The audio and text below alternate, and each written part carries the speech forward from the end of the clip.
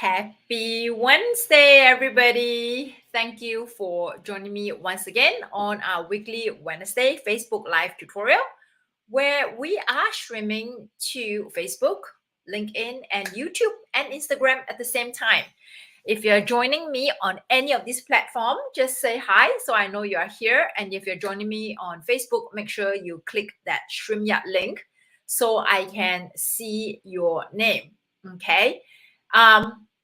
Okay, so I see some of you have already joined me on Instagram. So we have Ann there, and then we have Tea Time 215, our event balloons also join as well. And if you're joining me on Facebook, make sure you click the StreamYard link, which is at the top right-hand corner, so that I can see your name. If not, if you don't want to allow the access, just type your name and then you type in a question. So I am able to actually come on time today at 12 p.m. Eastern Time Zone. If you hear some background noise, it's because the vacuum cleaner is on. Okay, so I have to stop promptly at 12:30 as we have a coaching call today at 12:30 inside my mentorship program, where I'll be teaching how to negotiate food and beverage minimum and contract terms on a contract with a venue and also with a hotel. So I need to stop promptly. So I also know that some of you are joining me during your lunchtime. So I want to be respectful of your times. Hi, Heather. Thank you for joining me on Facebook. So today's topic, okay. Hi, Stephanie on Instagram. Good to see you again. Okay, and hey, Rachel. Hey, Siobhan. Okay, Christine. Okay, so today's topic, we're going to talk about basically the reasons why people buy from you and the reasons why people will pay a premium fee for your service. Ultimately, the goal of today's class is to make you understand why when you talk to a potential client, okay, they say that you're too expensive. And then when you turn around, you saw them booking with another planner whom you know charge a lot more than you. How come? They say that you're too expensive or they're out of your budget. How did they manage to this? How do they come to this conclusion or make the decision that they will go with another planner who is charging more than you?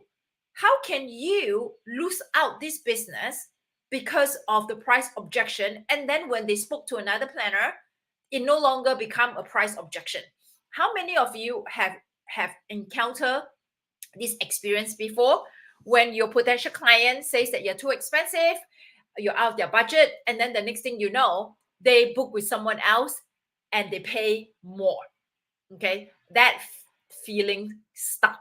That feeling sucks. Okay, so you just realize that price objection is not real. They just basically don't want to work with you because they end up paying somebody more, even though when they told you that you're too expensive. Okay, if you've ever experienced that, just type in the chat. Again, for those of you with Facebook users, I can see your name. Make sure that you click on that link so I can see your name. Okay, and you have question. So today's conversation is all about sales. How do you conduct a sales conversation? There's many components, but I do want to mention that there's 3 things that you need to do. Okay, these 3 things that you need to do in order for you to first eliminate or lower the possibility of getting price objection, and second, understand why some people are able to charge whatever they charge and they still get clients, and then those people who lowball themselves and they still don't get the client. Why is that? Okay, that's because out of those 3 things I'm going to share with you, they only did 1. Okay, those people who lose out the business, they only did 1. And I want to share with you how to go about doing all 3, so you'll be able to ask for the price that you want, and price objection is no longer an objection. Okay, so the 3 things that people will buy from you, right? Okay, is number 1, they feel that you can solve their problem. Okay, so they have a problem, they have a challenge, they come to you and you have a solution. Okay, so give you 1 example. So I'm just going to do a role play with myself. Okay, so if you have a potential client who comes to you and say that, hey, okay, hey Susan, I need help to do my daughter's birthday party. Okay, my daughter's birthday party, my daughter's first birthday party. Okay, so a birthday party, and then I don't have time. I don't have time to plan her birthday party because I work a 9 to 5, and I don't have time to plan the birthday party. Can you help me? Okay, so okay, you found out that she's busy. She said that she doesn't have time. So I said, oh, of course, we can help you do all the planning, right? We can help you do all the planning. So we can help you from A to Z. We can help you do everything that you need, right? So you ask question, right? What do you need help with? So the mom who says that, oh, I need help to plan my daughter's birthday party. I need to find the venue. I need to know how much to budget for. I need to find the caterer. I need to do the decor. So I need to get all the goodie bags, right? So all this she tells you she needs help with. So 99% of the event planners out there will be like, oh, I absolutely can do that. Okay, so you have a solution for her. She tells you her challenge, which is, I don't have time to do all these things. Can you help me? And the event planner said, yes, I can help you. I can help you find a venue. I can find a caterer for you. I can do the decoration for you. I can do the goodie bag for you. Okay, so problem, solution, correct? And then the mom will say, okay, how much do you charge? And then the event planner will be like, oh, all that, right? It all depends on your venue, right? All depends on your decor. Then the mom share more information. Say, okay, I would like to have it around this, this children's gym and this backdrop with the balloon garland. And, the mother share her ideas. And then the event planner, okay, based on this and the food that you want, it's probably like $1,500. Okay, I'm just making this up, okay? So the mother share the vision, the mother share the challenges, okay? The potential client, who's the mom, who shares with the event planner what she needs help with because she says she's too busy, what she needs help with, and she share her vision. The event planner say, oh, okay, this is what you need help with, and this is your vision, and this is how much it costs, right? Normally the conversation goes like that, correct? And then what happens? And then the mother said, oh, wow, you're too expensive, or, oh, you are my budget. Okay. So doesn't matter. So we're not going to talk about how to handle price objection here. Today, we're going to talk about why people will buy from you. So you have a problem. She has a problem. You have a solution. So number one, you are a good fit already because you can help her with her problem, right? She's like, okay. So now, a lot of times when it comes to this, right, conversation here, a lot of the planners just stop there. Okay, a lot of the planners just stop there. When the mother said, oh, you're too expensive. Okay, you're too expensive. You're out of my budget. Wow, I didn't expect it to cost so much. I wasn't thinking of spending that much, right? So your conversation just stopped there. What is the next thing you say? Majority of the event planners will start focusing on the price, will start focusing on the budget. Oh, so what budget are you thinking of? You start to think, how can I fit into her budget? Correct? Your conversation just all evolves around how can I fit into her budget? Because she told you she has an objection. And immediately you'll be like, okay, let me handle this objection. Okay, so the objection here is the budget, right? So you start talking about, okay, maybe we can eliminate this, maybe we do this, maybe we do this, and then maybe we can fit into your budget. What exactly is your budget? You go into that problem solving of that budget. How many of you have conversation like that?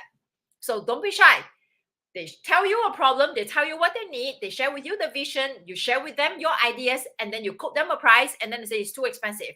And then the next thing that comes out from your mouth is, okay, so this is how much, this is how we can work with you. Okay, we can work on the budget on this, right? Okay, I know many of you carry out your sales conversation like that. Okay, so all you focus on is the budget. Okay, if you are only focusing on the budget and you didn't do the next two things I'm going to tell you, they're going to price shop you. That means they're going to buy from you based on how much you're going to charge them. Okay, how much money they're going to save by working with you. They are going to price shop you. So they're going to start calling other people. Okay, because they're only motivated by the price, because all you talk about is the price. So they're going to start price shopping you. They're going to start calling other people. Now, if you do these next two things correctly, okay, price no longer becomes an objection. The second thing you should do is when they say, okay, when they talk about, oh, okay, so this is what I want and stuff like that. Okay, this is what I want and this is the budget. Then you tell them this is the budget.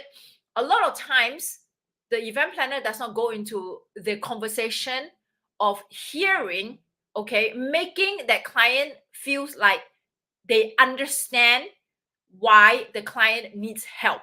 I'm going to repeat, okay? The event planner does not take the time, okay, to have a further conversation to understand why they're asking for help in the first place.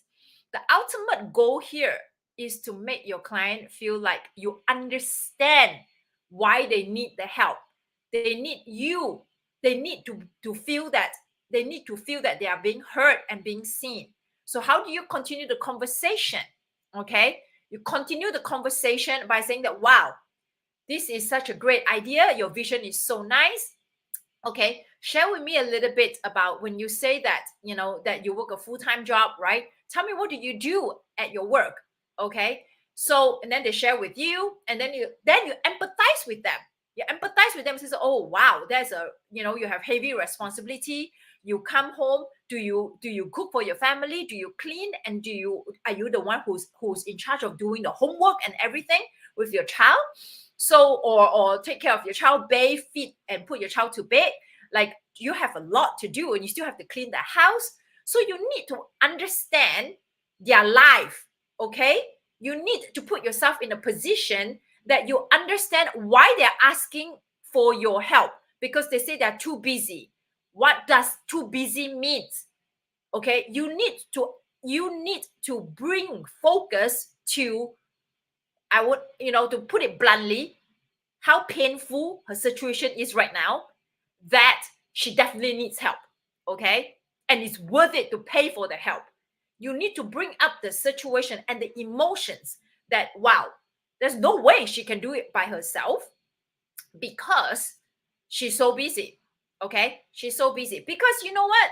There are situations when you have this conversation with the potential client who says that they need help, right? Who tells you from the very beginning that they need help. Then after you share your ideas, and then what do? They go do it themselves, right? Correct? You have some of those potential clients as well. They go do it themselves.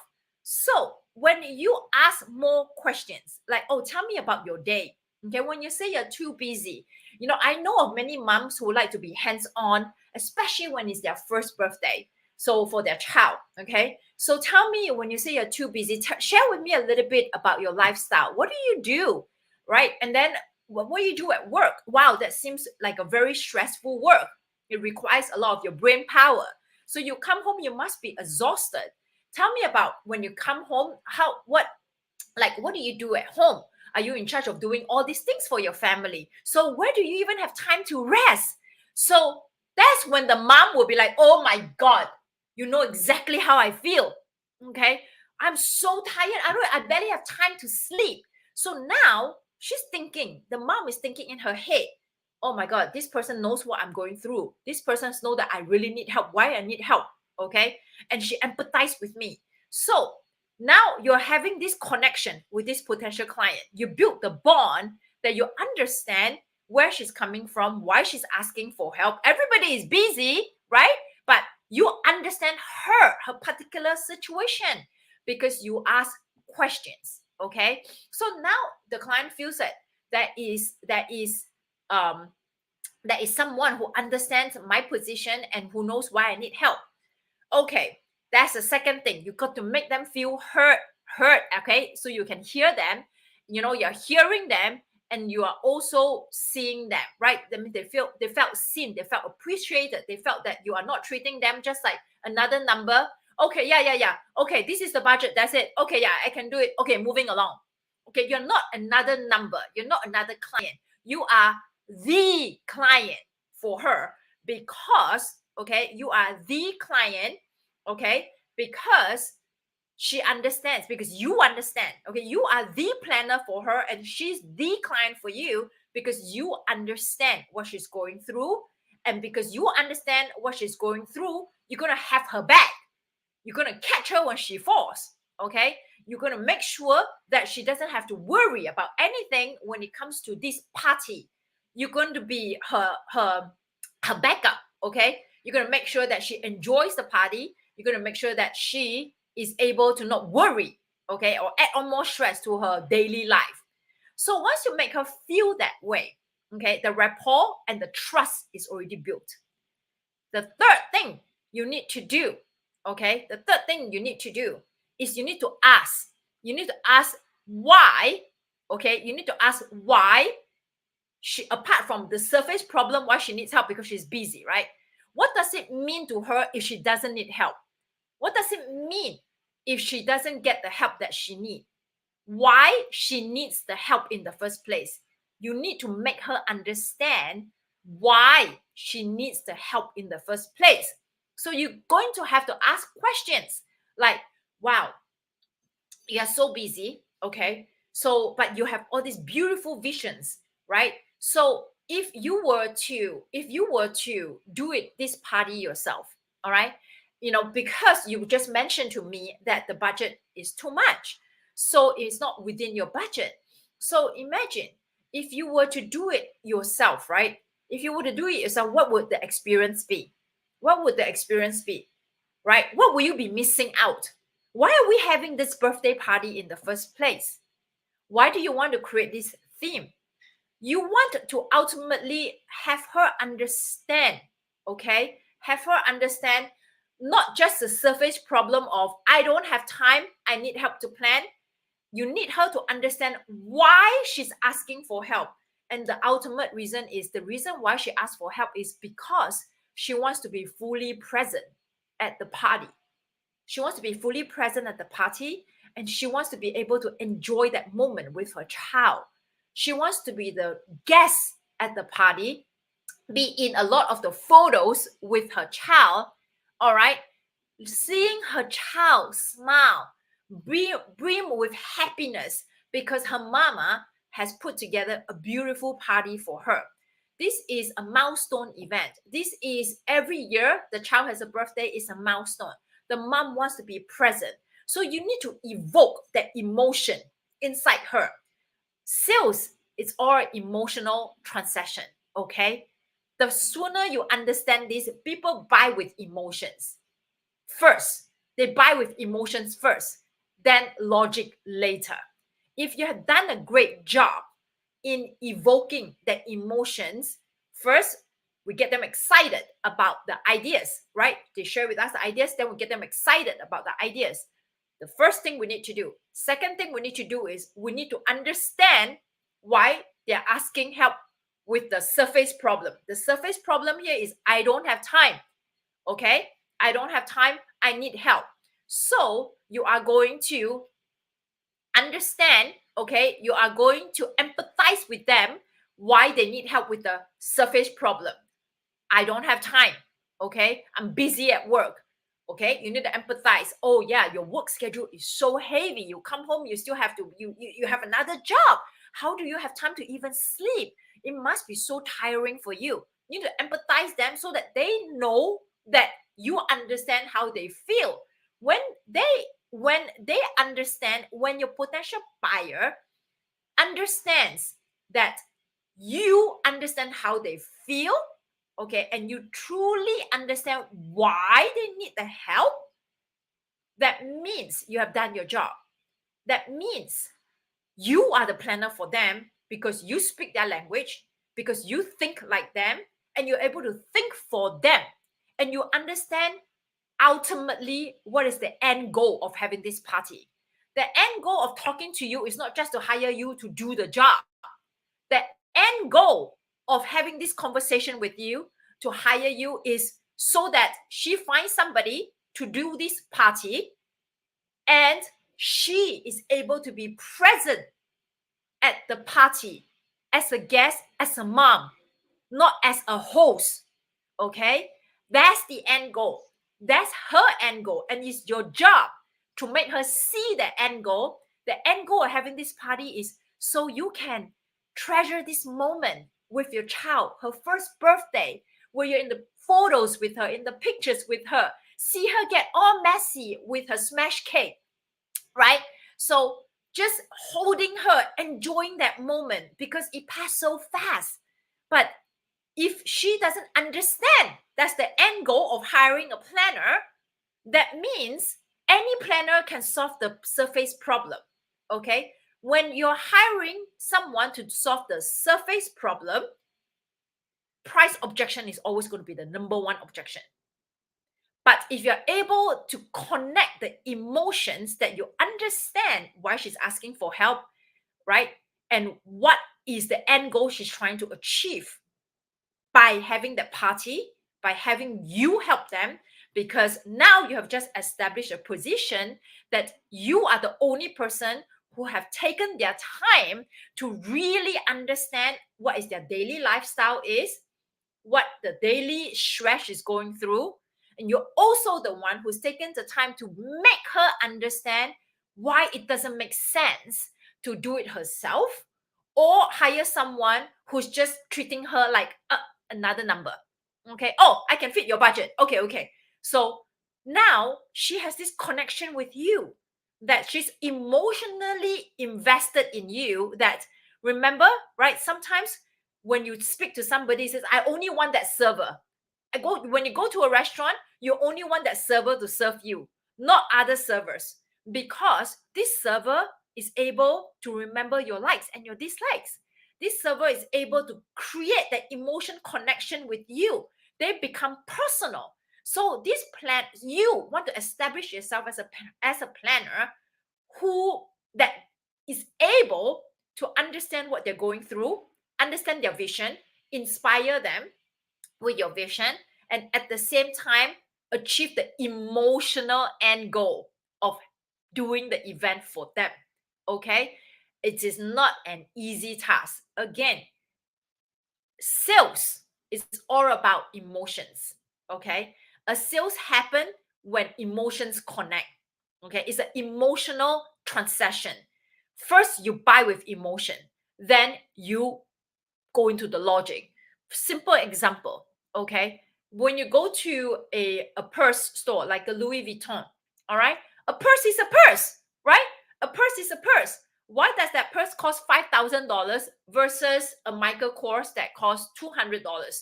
Why?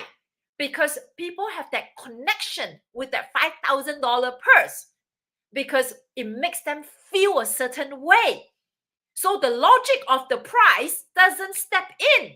Okay, there's no logic. Why do people pay more for certain type of flowers, right? Why? Because by using that flower, by creating that look, it evokes a certain emotion. So everything is emotion led. So if you only stop at doing one thing, which is, can you solve their problem? Yes, you can solve their problem. Okay, you can solve their problem.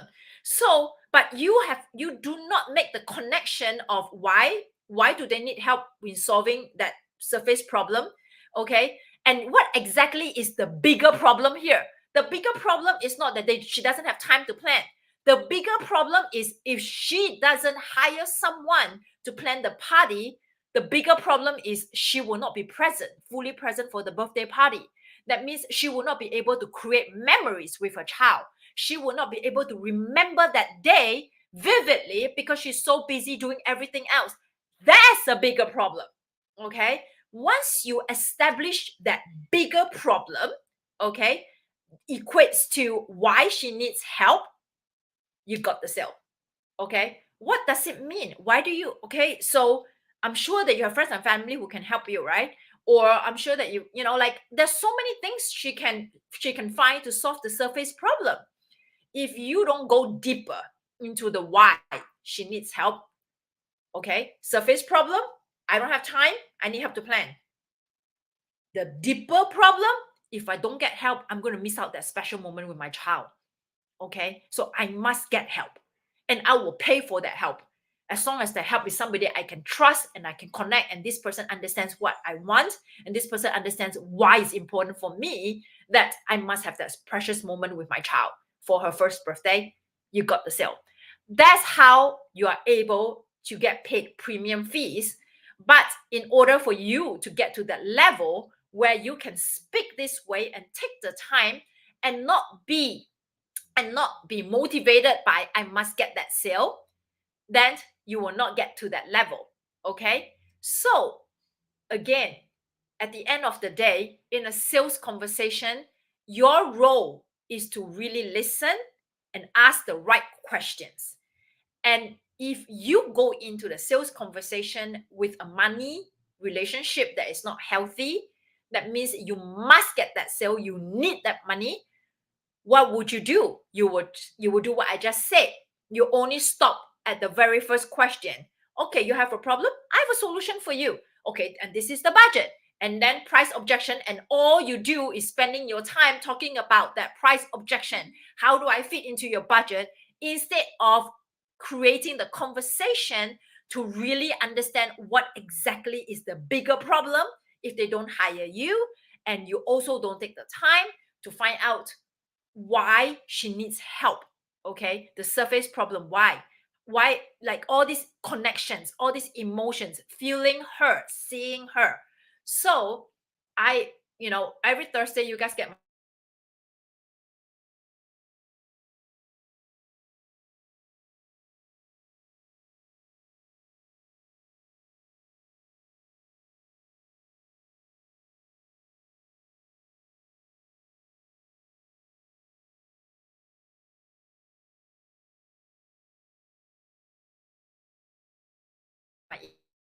you are able to see. Yeah, I'm back. Okay, hopefully we didn't lose connection. Okay, so it takes time, it takes practice. It takes time, it takes practice. This session is probably something that you have to go watch a few times to really put into practice. Okay, it's going to be quite awkward the first few times, but once you get into this mindset that let me go in and just have a conversation with my potential client, let me just have a conversation so that I can understand her better, get to know her better, get her to know me better, to build that trust and to address the deeper problem, the deeper layer problem, then you'll be able to motivate people to buy from you and also to pay you the premium fee. Okay. Thank you so much, everybody, for your time. I am going to hop onto Zoom for my coaching call with people inside my mentorship program. So I will see you all actually next Wednesday. I wouldn't be here because I'm on vacation with my family. So next Wednesday we will drop a video from Timeline Genius showing the newest features. So if you need to find a software to help you save time and save a lot of time, and time equates money, on creating your timeline, watch that video. It's only available for 48 hours. Thank you so much, everybody. Have a great rest of your Wednesday.